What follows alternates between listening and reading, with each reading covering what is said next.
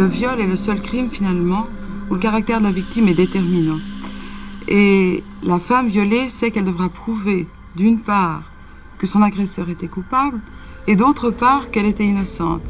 C'est-à-dire qu'elle n'a pas menti, qu'elle n'a pas essayé de provoquer l'acte, qu'elle n'a pas été consentante, que dans le cas où elle connaissait le violeur, elle n'a pas changé d'avis après coup. Et c'est là qu'est le problème.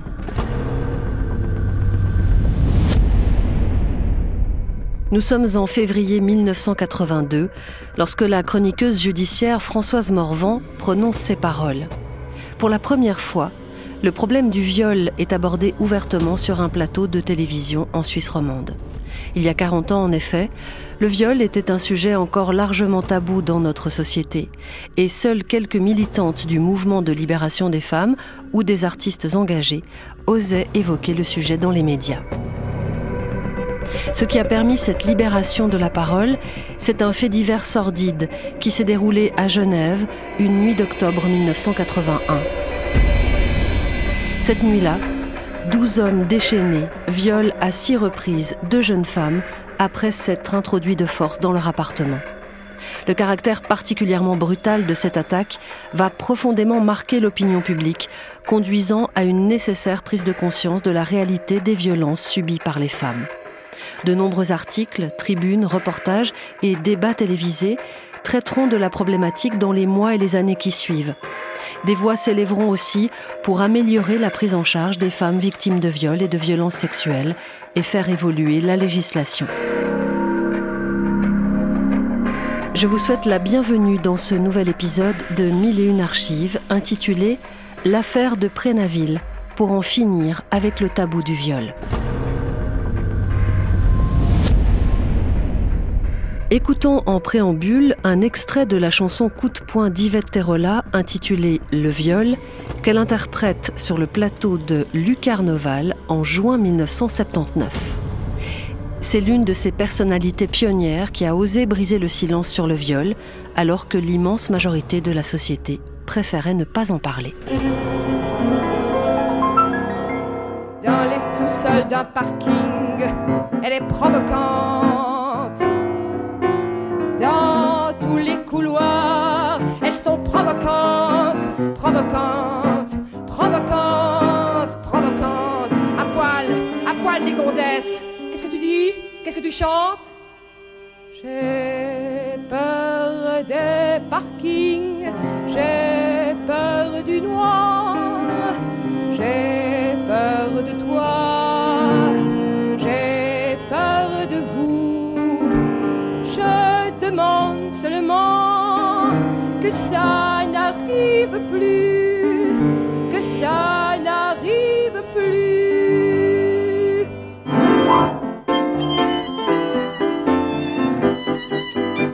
Nous sommes le 10 octobre 1981. Ce soir-là, une petite vingtaine de jeunes se retrouvent vers 22h30 au bar Le Saloon à Carouge. Certains sont encore mineurs, d'autres un peu plus âgés, 25 ou 26 ans. Autour de la table, il y a surtout des hommes, des gars du coin, suisses pour la plupart, et quelques Français, dont un Savoyard d'une trentaine d'années. Certains de ces jeunes gens sont de bonne famille. Il y a le fils d'un gardien-chef de la prison de Chandelon et puis celui d'un fonctionnaire de la police des étrangers. Mais ce ne sont pas tous des enfants de cœur. Ils appartiennent plutôt à la tribu urbaine désignée à l'époque par le terme de « rocker ». Ils sont plusieurs à avoir connu les placements en foyer et les mesures éducatives. 4 d'entre eux font partie d'une bande de motards surnommée les Pharaons. Elle a fait parler d'elle au printemps 1980 à la suite de bagarres contre la bande rivale des Road Vikings. D'ailleurs, ce soir-là, il est question d'entreprendre une expédition punitive contre des membres des Road Vikings qui auraient manqué de respect à l'un d'entre eux. Aux côtés de ces 12 gars prêts à en découdre, il y a 5 jeunes filles. Ce sont leurs petites amies, leurs fiancées. L'une d'elles a 25 ans, les autres sont mineures. Elles boivent des verres, fument des cigarettes, jouent au flipper, discutent pendant que ces messieurs échafaudent leurs plans. Au bout de quelques heures, le besoin d'action se fait sentir et la bande quitte le saloon.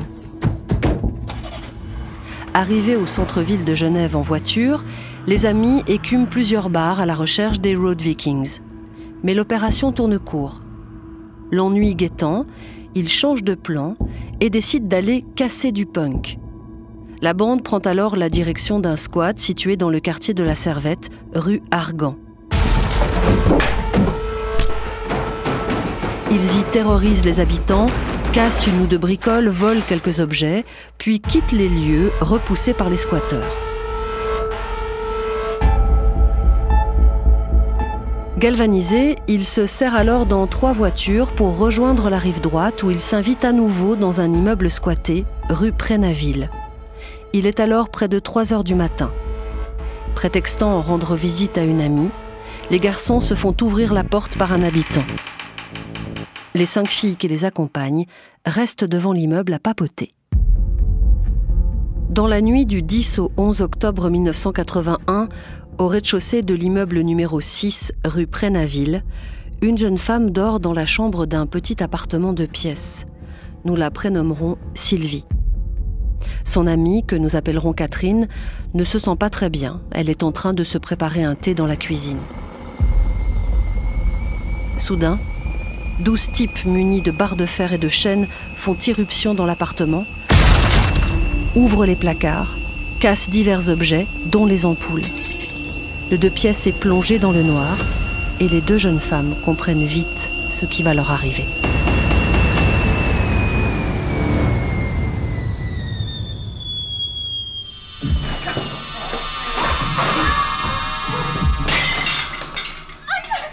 Sylvie est tirée de son lit, frappée au visage, déshabillée de force et violée à 2 reprises par 2 hommes, alors que leurs acolytes la maintiennent immobile, s'adonnent à des attouchements sexuels et se répandent en commentaires salaces. Puis ces messieurs quittent les lieux avec l'intention de retourner en découdre avec les punks rue Argan. C'est alors que la bande se divise. Après quelques minutes de discussion, 8 garçons décident de retourner à Prénaville. Leur petite copine, docile, reste avec eux. Sylvie et Catherine, encore sous le choc, sont en train de se demander s'il est bien prudent de rester dans l'appartement lorsqu'un des types s'introduit par une fenêtre avant d'ouvrir la porte à ses camarades. Le répit n'aura duré que 15 minutes. Cette fois, Sylvie est violée à 3 reprises, Catherine 1 fois. Les petites amies restées dans une voiture commencent à s'impatienter. 3 d'entre elles entrent dans l'immeuble, s'introduisent dans l'appartement, mais un des gars les retient. Le fiancé d'une des jeunes filles est justement en train de s'attaquer à Sylvie, mais l'irruption des petites copines l'a coupé dans son élan. Les petites amies ne semblent pas se formaliser en distinguant des corps féminins nus avachis sur des matelas. Retenues dans la cuisine, elles se contentent de dérober quelques ustensiles et des verres, puis rejoignent les voitures. Les gars ne tardent pas à les rejoindre, non sans avoir proféré des menaces de mort à l'encontre de Sylvie et Catherine si elles décidaient d'aller voir la police.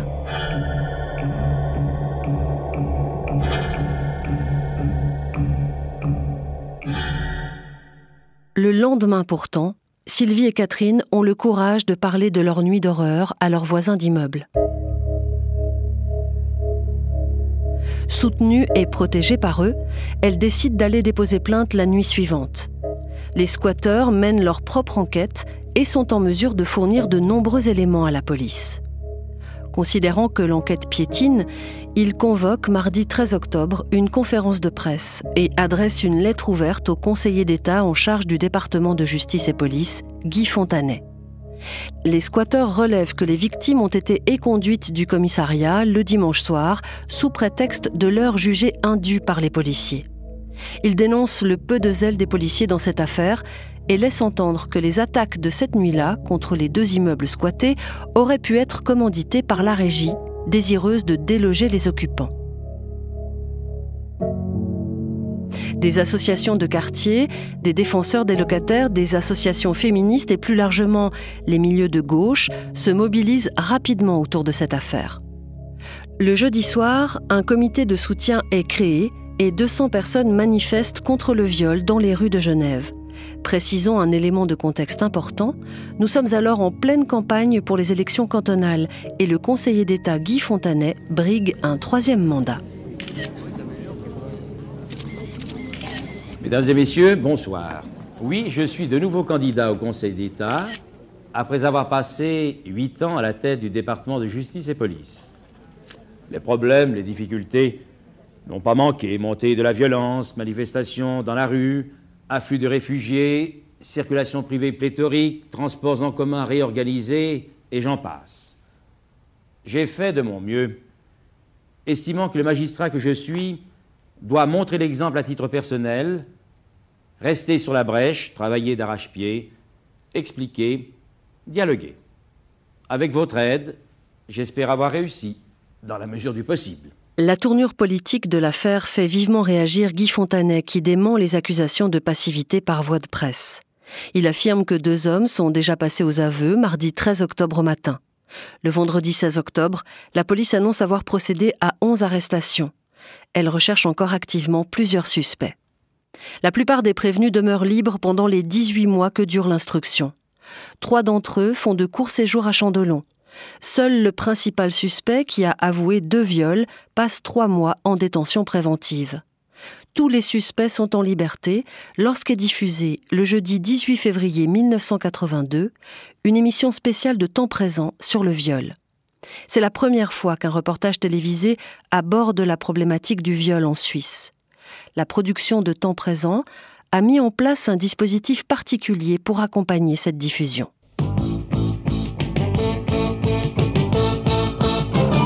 Mesdames, Messieurs, bonsoir. Ce soir, Temps présent vous propose une soirée exceptionnelle, d'abord par son thème. Elle va parler d'un des crimes les plus odieux qui puissent être commis, c'est le viol. Et pour tenter d'en parler en profondeur, nous allons y consacrer la soirée. Nous allons y consacrer la soirée d'abord par un reportage qui va réunir un certain nombre de témoignages. Et ce reportage sera suivi d'une discussion, d'un débat, d'une analyse. Mais avant d'ouvrir cette discussion, nous allons voir un reportage dont je crois la qualité principale est qu'il a été tourné entièrement en Suisse. Pendant 80 minutes, le reportage du réalisateur Daniel Carlin donne la parole à des victimes de viol, mais aussi à des violeurs. Pour préserver leur anonymat, les visages et les voix sont déformés, mais la question du viol y est abordée frontalement, sans tabou.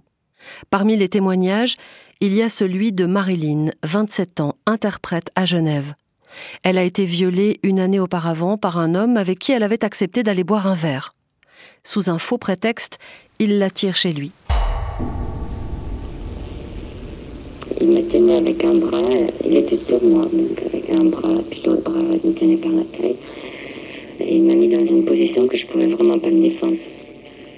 Il m'a pénétré tant bien que mal. Et puis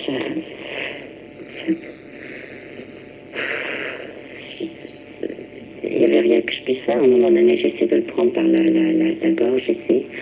Et j'ai vu ses yeux vraiment qui devenaient, mais il y avait une lueur dedans qui faisait plus peur que n'importe qu'une arme ou des choses comme ça. Et dès que je l'ai pris par la gorge, il m'a fonqué une gifle sur les yeux. Et puis, elle m'a donné un coup de paume sur les seins. Je me suis dit, je vais... Au-delà de cette violence, est-ce qu'à ce moment-là ou à un autre moment, est-ce que vous avez eu le sentiment qu'il aurait pu vous tuer? Il n'arrivait pas à jouir. Il voulait que je l'aide. Et pour moi, c'était trop. C'était non seulement je suis violée, mais en plus il faut que je le fasse jouir. C'était trop. Et quand je refusais à faire ça, il me tirait les mains pour que justement je fasse ces choses. Et que je voulais pas, que je continuais à pleurer, j'en pouvais plus, j'avais le hoquet. Il m'a dit, c'est à ce moment-là qu'il est devenu un peu rude. Trivial. Oui, il a dit,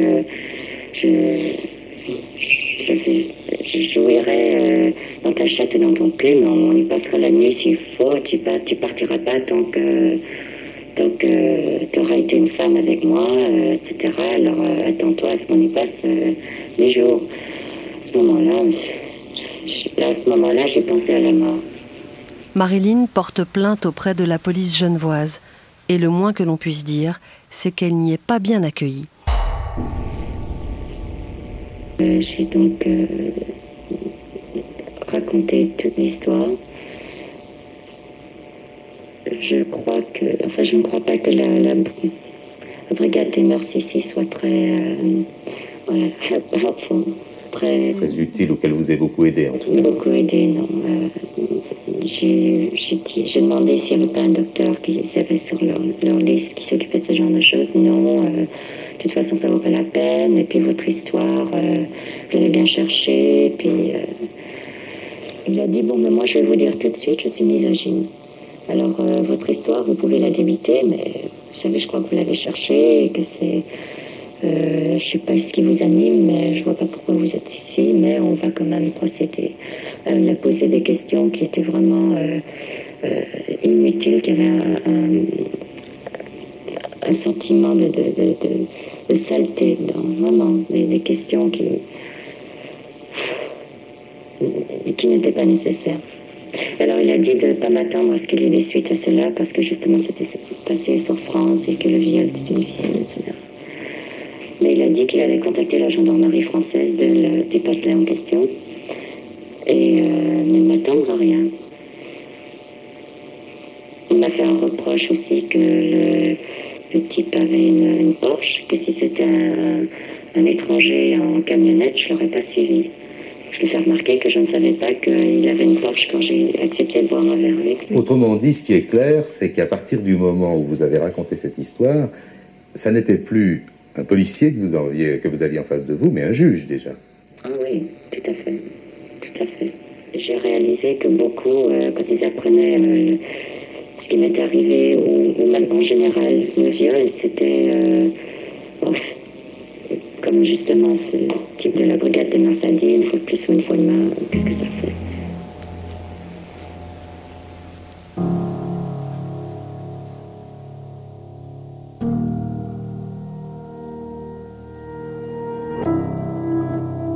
Cette tendance à minimiser le crime et à culpabiliser les victimes est omniprésente dans les témoignages recueillis par Daniel Carlin.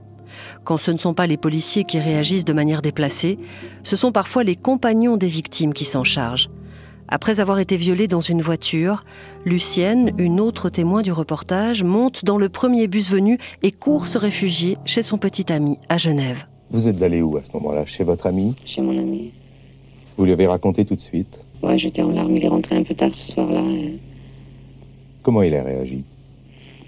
Bon, ça l'a soufflé.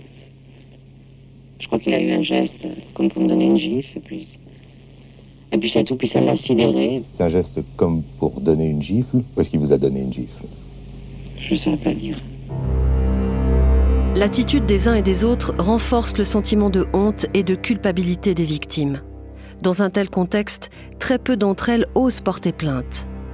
Lors du débat qui fait suite au reportage de Daniel Carlin, Nathalie Vimich, l'une des avocates de Catherine et Sylvie, les deux femmes qui ont été violées rue Prénaville, évoque les difficultés rencontrées par les victimes lorsqu'elles décident de dénoncer leur agresseur. Effectivement, la justice n'est pas neutre. Et l'appareil judiciaire non plus n'est pas neutre. Je crois qu'il faut le savoir. L'appareil judiciaire, effectivement, traite différemment ces justiciables. Il n'y a pas un traitement égal. Cela me semble clair. Or, ce qu'il y a, en somme, d'extrêmement grave dans le cas des femmes violées, c'est qu'effectivement, il s'agit du seul crime pour lequel la victime immédiatement donc, se trouve en position d'accusé, on l'a dit. Elle doit rapporter la preuve de ce qui s'est passé et bien souvent répondre à des questions qui sont effectivement extrêmement pénibles et qui tendent en somme à jeter le discrédit sur sa personne et à lui faire porter la responsabilité de ce qui s'est passé, ceci pour différentes raisons, mais je crois que le temps de parole étant limité, je ne vais pas rentrer dans les détails. Donc ça me semble un point extrêmement important. Alors que dans d'autres genres d'affaires, par exemple les affaires de vol, les affaires d'atteinte à la propriété en général, eh bien, la victime, qu'elle se porte partie civile ou non, sera rarement questionnée. On mettra rarement en doute ses déclarations. Une personne qui déclare « j'ai été volée » ou « j'ai été agressée, on m'a pris mon sac ou mon porte-monnaie », eh bien, jamais on la mettra d'emblée dans cette situation où on lui demandera d'abord de se justifier. Et c'est ça qui crée la culpabilité aussi. Cet état de fait est dénoncé depuis quelques années déjà par des associations féministes. L'écho médiatique donné à l'affaire de Prénaville permet à ces voix de se faire entendre. Dans la rue, lors de manifestations, sur les murs où l'on aperçoit des graffitis dénoncer le viol, et maintenant aussi sur les plateaux de télévision. Toujours lors de la même émission télévisée, Martine Félix, membre du comité contre le viol, revient sur les difficultés rencontrées par Sylvie et Catherine dans leur démarche judiciaire, difficultés qui sont à l'origine de la création de son association. Alors à partir de là, c'est vrai qu'un certain nombre de femmes déçues ou se rendant compte en fait des difficultés et de l'impasse dans laquelle on se trouve, en se disant est-ce qu'on obtient quelque chose en intervenant qu'au niveau judiciaire, ont estimé nécessaire de se retrouver dans un comité qui permette aux femmes, par exemple, de trouver une aide dans les démarches qu'elles entreprendraient, mais aussi un endroit où elles peuvent venir parler. Ce qui est quand même quelque chose de très important, parce que c'est vrai que ce silence qui est systématiquement fait autour des affaires de viol, ce n'est pas un hasard. Le viol, c'est pas vrai que c'est l'effet de maniaque ou de désaccès ou je sais pas quoi, qu'on essaie toujours de catégoriser comme ça. C'est pas des pulsions qui subissent comme ça. Il existe une société qui a une forme d'éducation, qui a une forme de conception des rapports sociaux, et en particulier des rapports hommes-femmes. Et je pense que le viol est certainement un aboutissement aussi de cette conception des rapports sociaux. Je dis pas que c'est pas ce que la société veut, loin de là. Au contraire, je pense que les violeurs dépassent les normes. Mais en fait, je crois que le mal, il est déjà bien avant. Il est dans l'éducation qu'on a, il est dans la publicité, il est dans toute une série d'interventions en fait extérieures. Et pour ça, c'est vrai qu'une femme violée, elle va pas le crier sur les toits. Ce que souligne surtout ici Martine Félix, c'est le caractère éminemment culturel et sociétal des violences faites aux femmes. On ne parlait pas encore à l'époque de culture du viol, mais c'est pourtant bien ce qui filtre dans ses propos. Cette conception des rapports hommes-femmes est par ailleurs clairement illustrée par le témoignage sans filtre de Victor, un violeur récidiviste interrogé dans le reportage dont je vous parlais il y a un instant. C'est quoi une femme pour vous? C'est-à-dire que, oui, je suis plutôt protégé de la femme, plutôt. Pour moi, la femme, c'est un être un peu faible. Donc faible, je veux dire déjà physiquement. Et puis c'est un peu comme un gosse, quoi. C'est un petit être délicat qu'il faut... Pour moi, la femme, elle sert au plaisir, donc correctement, comme c'est le rôle, quoi. Et puis, maintenir le ménage. Moi, je vois la femme au ménage, s'occuper des gosses, les recevoir à la sortie de l'école, ne pas les laisser courir les rues. Et c'est le rôle de la femme. Préparer les repas.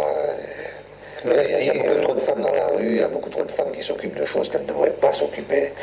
Et c'est là que la société va mal. Un brin caricatural, Victor n'en est pas moins révélateur d'une mentalité profondément sexiste et misogyne encore très répandue à l'époque.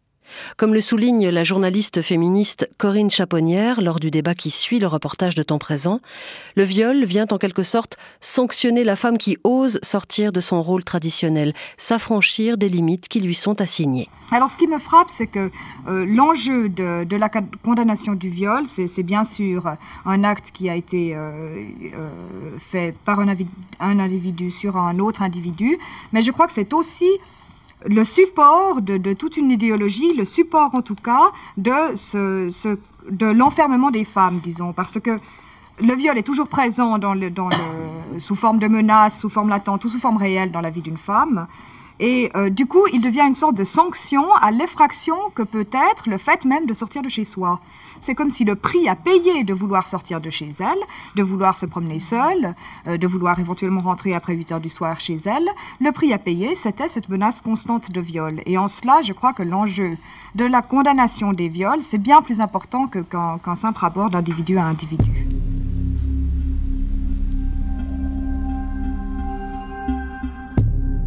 C'est bien ce climat hostile aux femmes que comptent dénoncer les avocates de Catherine et Sylvie lors du procès.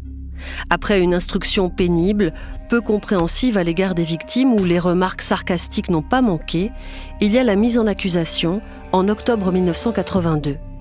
Là, les juges n'ont retenu que 3 viols sur les 6 dont se plaignaient Sylvie et Catherine. L'un des viols a été requalifié en attentat à la pudeur avec violence, car la définition du viol est claire. il faut qu'il y ait pénétration vaginale.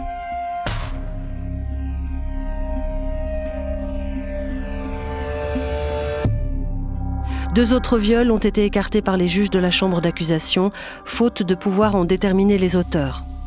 Ainsi, sur les 12 hommes présents ce soir-là, seuls 2 sont accusés de viol. 2 autres sont accusés d'attentat à la pudeur et 7 autres membres de la bande comparaîtront devant la cour d'assises pour complicité de viol. 11 accusés au total. Le 12e homme, le trentenaire savoyard, sera quant à lui jugé en France et les petites amies, pour la plupart mineures au moment des faits, seront cités comme simples témoins.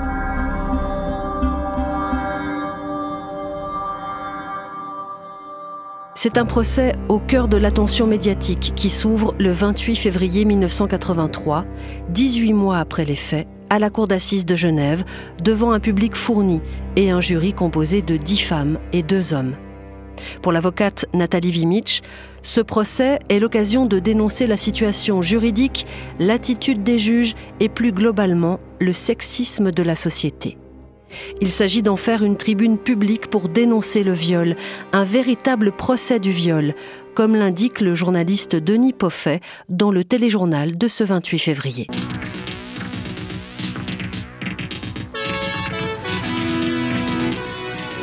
Il est un peu plus de 15 heures devant le palais de justice de Genève. C'est ici que depuis ce matin se déroule l'une des plus importantes affaires jamais jugées dans ces murs, en cour d'assises, le procès dit des violeurs de Prénaville. Au total, ce sont 11 hommes, tous des jeunes gens de moins de 30 ans, 9 Suisses et 2 Français qui se figurent au banc des accusés. Les plaignantes, ce sont 2 jeunes femmes violées par des loupards, par des casseurs, il y a près d'1 an et demi.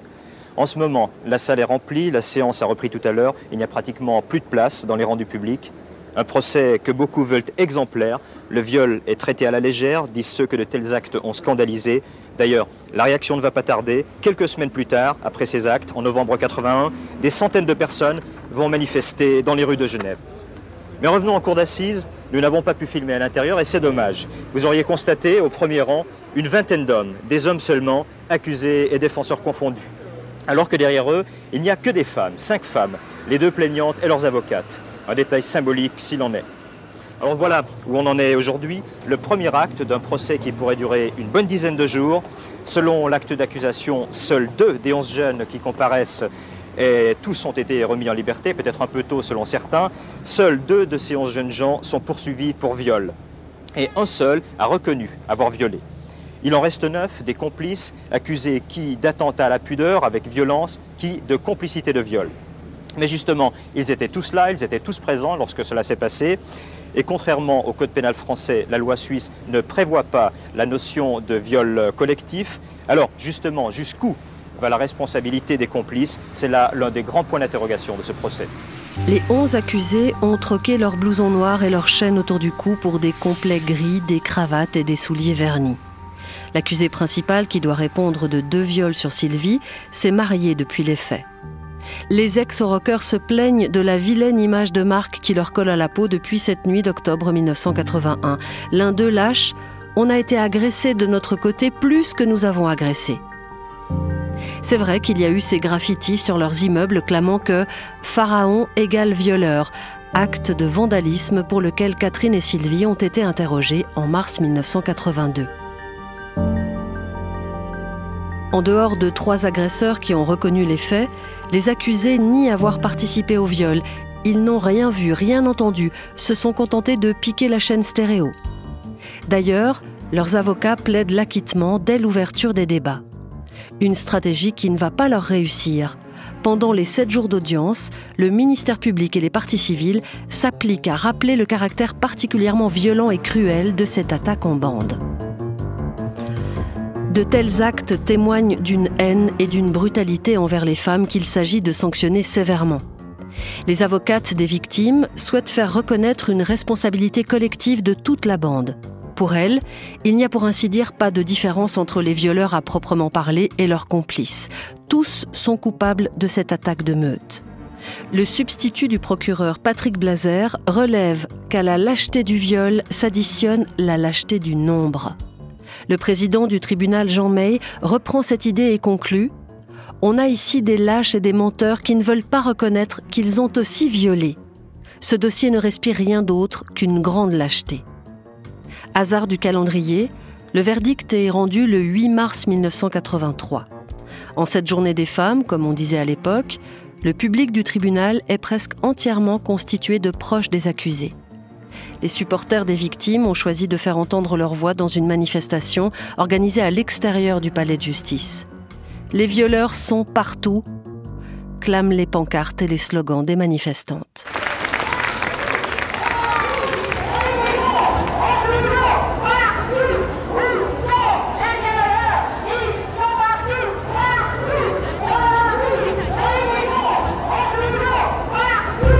Le verdict tombe en fin d'après-midi. Tous coupables, sans circonstances atténuantes. Les jurés ont suivi sur toute la ligne le réquisitoire du ministère public et doivent ensuite statuer sur les peines. Les délibérations se prolongent tard dans la soirée. Effectivement, près de 5 heures ont été nécessaires aux 10 femmes et 2 hommes du jury pour suivre de près la sévérité requise par le ministère public. Il était près de minuit lorsque les 2 plaignantes et leurs avocates, les 11 accusés, leurs avocats et un nombreux public prenaient à nouveau place dans la cour d'assises. Le président, grâce auquel les débats furent sereins tout au long du procès, donne lecture des articles de loi. On sait dès lors qu'il n'y aura aucun sursis.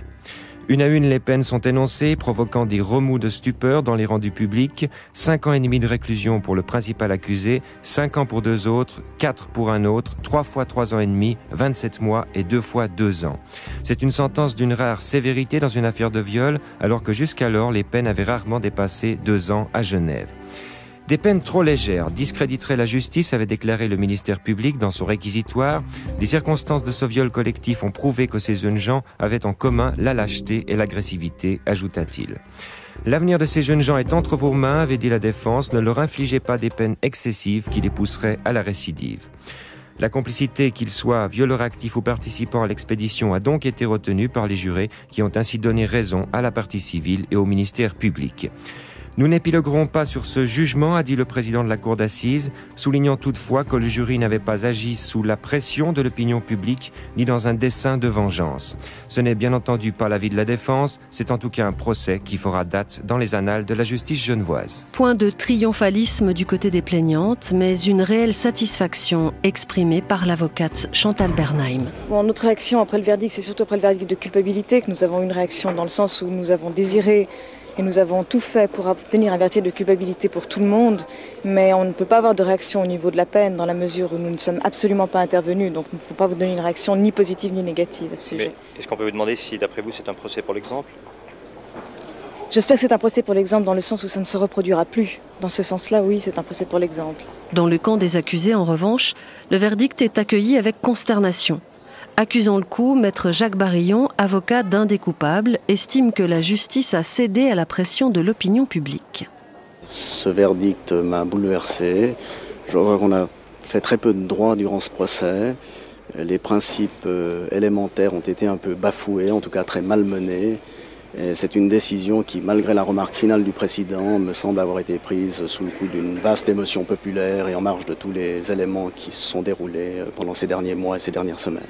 Est-ce qu'il va y avoir recours en cassation ? Nous allons dès demain matin déposer un recours en cassation et nous porterons ce débat, essentiellement celui de la complicité de viol, devant la Cour de cassation, c'est-à-dire la juridiction supérieure cantonale genevoise, et le cas échéant, si nous devons aller jusque-là, jusqu'au tribunal fédéral. Tous les accusés feront en effet recours et seront déboutés par la Cour de cassation, à l'exception du client de Jacques Barillon qui, au bénéfice d'un vice de forme, verra sa peine réduite lors d'un second procès en décembre 1984. Présent uniquement lors de la première intrusion, il aurait demandé à ses camarades d'arrêter leurs conneries. Il écope d'une peine de 18 mois avec sursis. La tribune publique offerte par ce procès aura des conséquences concrètes sur la prise en charge des victimes de viol. À Genève, un service de police spécialisé dans l'accueil des femmes victimes de violences est créé à l'automne 1983. Le travail du comité contre le viol se poursuit et donne naissance en 1985 à l'association Viol Secours, active depuis lors dans l'accompagnement des femmes ayant vécu des violences sexuelles. Au niveau fédéral, une motion de la conseillère nationale genevoise Amelia Cristina demande dès mars 1983 d'inclure la notion de viol collectif dans le code pénal. Elle est contresignée par une centaine de parlementaires. Elle sera adoptée par les 2 chambres du Parlement en 1985 et inclue à la révision du code pénal. 1 an après le procès, l'avocate Nathalie Vimich donne des cours aux policiers pour leur apprendre à accueillir la victime d'un viol, à l'écouter de manière adéquate, sans la juger. La nécessaire prise de conscience a eu lieu. L'appareil policier et judiciaire se sont peu à peu transformés. Mais l'évolution des mentalités prend du temps, beaucoup de temps. En conclusion du débat de temps présent de février 1982, la chroniqueuse judiciaire Myriam Mevly en faisait déjà l'amère prédiction. Myriam Mevly, est-ce que vous avez l'impression, vous suivez les affaires depuis longtemps, est-ce que vous avez l'impression que les choses évoluent et qu'elles ont quelque chance d'évoluer de manière plutôt favorable? Je veux dire qu'on va quand même un jour pouvoir diffuser une émission de femmes qui s'expriment à visage découvert. Peut-être qu'un jour, on n'aura plus besoin de faire ce genre d'émission. On peut rêver. Non, moi je suis assez pessimiste. Je pense que si les choses évoluent, elles évoluent extrêmement lentement. Sans doute, il est mieux qu'il y ait une émission sur ce sujet-là et de cette qualité-là que pas d'émission du tout. Mais je crois que les structures sont très très solides, que les femmes se comportent, les mères à la maison se comportent encore comme femmes soumises, les pères comme hommes dominateurs et autorisés à la violence, et que ces modèles-là sont perpétués encore très très largement et dans tous les milieux. Difficile de donner tort aux prédictions de Myriam Mevly. Il suffit de penser à l'affaire Weinstein et au mouvement MeToo qu'elle a déclenché à l'automne 2017. On peut aussi rappeler la violente agression de 5 femmes à la sortie de la discothèque du Petit Palais en août 2018 à Genève. Attaquées sauvagement par des jeunes hommes, les 5 victimes finissent à l'hôpital. Cette agression brutale et gratuite soulève une immense indignation et des centaines de personnes défilent dans les rues des grandes villes de Suisse pour dénoncer les violences faites aux femmes.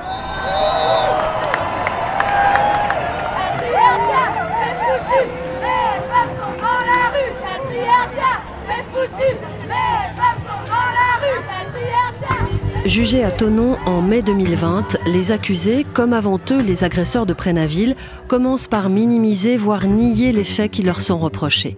Ce qui n'empêche pas la justice de condamner 4 d'entre eux à plusieurs années de prison ferme. Comme le disait Myriam Mevly il y a 38 ans, les choses évoluent lentement dans le domaine du viol. Toutefois, la prise en charge des victimes a fait d'énormes progrès depuis le début des années 1980 et de nombreux organismes peuvent apporter leur aide. Le site internet aideausvictimes.ch permet de s'orienter facilement vers l'institution à contacter.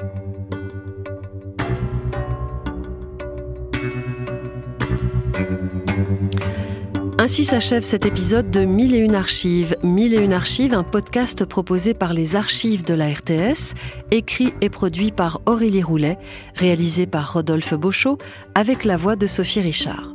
Retrouvez toutes les archives que vous avez pu entendre au cours de cet épisode sur notre site web rts.ch/archives. Je vous conseille tout particulièrement Le temps présent de 1982, ainsi que le débat qui l'accompagne, une discussion qui demeure par bien des aspects d'une troublante actualité. Vous trouverez également sur ce site l'intégralité de la chanson d'Yvette Terrola, Le viol, dont vous avez entendu un extrait au début de ce podcast. Rendez-vous dans un mois pour un prochain épisode.